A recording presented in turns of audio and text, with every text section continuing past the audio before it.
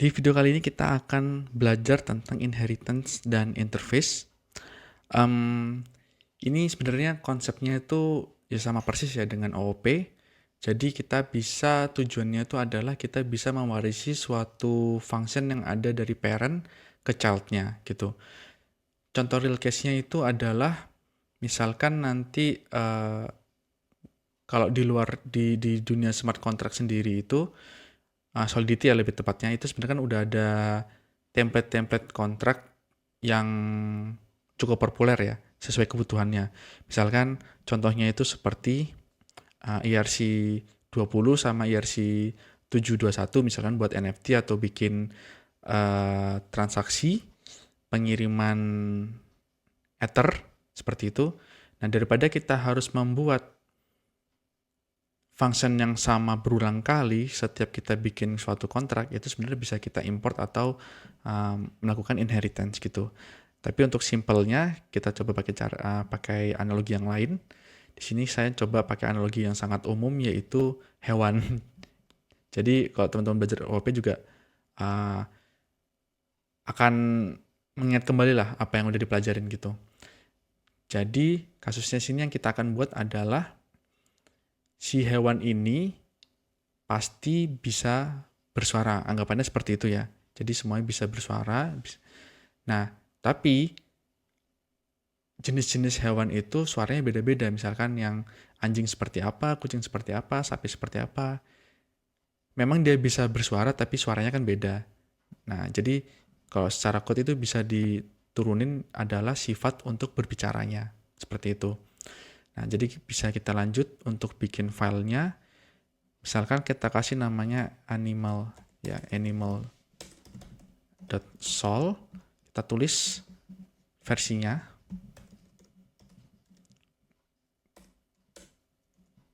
pragma 830. Terus kita bikin kontrak baru parentnya yaitu namanya animal. Kita bikin function namanya sound. Terus ini public, dia hanya mengembalikan teks. Virtual returns string memory. Nah, di sini kita kasih default return-nya adalah sound. Oke.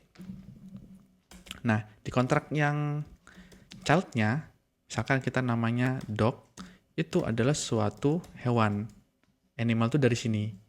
Nah, berarti si anjing ini bisa mendapatkan function-function yang ada di sini. Tapi jelas bisa jadi gak hanya mentah-mentah nerima ini, tapi kita juga bisa menggantinya sesuai dengan kebutuhannya. Misalkan anjing suaranya gimana, nanti bisa kita ganti juga, gitu kan? Nah, di sini kita lanjutin aja pakai yang ini, suaranya. Suara anjing kita turunin functionnya dengan cara seperti ini. Sound public pure. Nah, ini kita override. Tujuannya apa? Tujuannya kita mau mengganti value dari sound yang default ini. Gitu. Returns string memory. Nah, ini kita ganti misalkan guguk gitu kan. Nah, ini kita save. Terus kita buka ke deployment-nya sini. Ini bisa kita hapus. Kembali ke wallet pertama. Nah, kalau teman-teman cek di sini ada dua kontrak walaupun di dalam satu file. Karena memang kita bikin dua kontrak. Yang satu animal, yang satu dog gitu kan. Jadi kita pilih yang animal dulu, kita deploy. Nah, kalau kita cek di sini ada suatu function public yang harusnya dia kalau diklik akan mengeluarkan value sound gitu kan. Nah, seperti ini. Udah muncul sound. Nah, kalau kita misalkan mendeploy kontrak satunya yang dog, oke, kita deploy.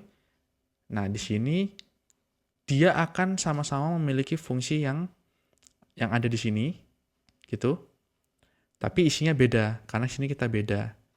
Misal di sini kita komen, oke, kita hapus dulu deployment yang semua. Kita ganti yang dog, kita deploy. Nah, di sini fungsinya untuk inheritance.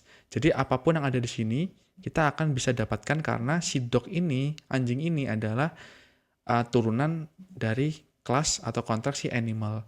Tapi secara default dia emang bisa bersuara, tapi suara defaultnya adalah ini.